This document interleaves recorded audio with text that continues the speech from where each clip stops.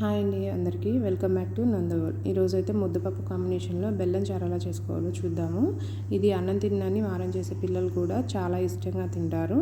ఒకసారి ఇది ఎలా చేసుకోవాలో చూద్దాము. ఒక బౌల్ తీసుకుని ముందుగా పసుపు, దానిలోకి ఒక 1/2 టీ స్పూన్ ఉప్పు, అలాగే పెద్ద నిమ్మకాయ సైజ్ అంతా చింతపండు వేసుకోవాలి. తర్వాత దీనిలో 4 ఎండుమిరపకాయలు తుంచి వేసుకోవాలి. 4 ఉంటే మీకు ఎంత కారం సరిపోతుంది అనుకుంటే అంత. తర్వాత దీనిలోకి ఒక 4 నుంచి 5 గ్లాసులు వాటర్ తీసుకుని దీన్ని ఇప్పుడు పొయ్యి మీద పెట్టుకోవాలి. ఈ చారు మరిగేంత వరకు ఉంచాలి. దీనిలోకి వేసుకోవాల్సిన మసాలా చూద్దాము. ముందుగా అయితే ఒక మిక్సీ జార్లో కొంచెం అల్లం, 4 రెబ్బల వెల్లుల్లి తీసుకోవాలి. తర్వాత దీనిలోకి ఒక పెద్ద సైజ్ అంతా ఉల్లిపాయ వేసుకోవాలి. తర్వాత 1/2 స్పూన్ జీలకర్ర, 1 స్పూన్ ధనియాలు వేసుకుని ఇది మెత్తగా పేస్ట్ పెట్టుకోవాలి. ఇప్పుడైతే చారు మరిగిపోతుంది. దీనిలోకి మనం రెడీ చేసుకున్న పేస్ట్ వేసుకోవాలి.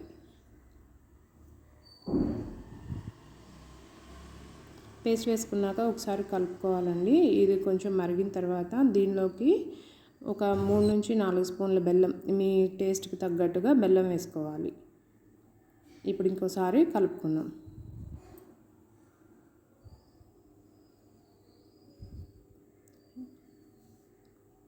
ఇప్పుడైతే ఈ చారు రెడీ. ఇందులోకి పోపు పెట్టుకుందాము.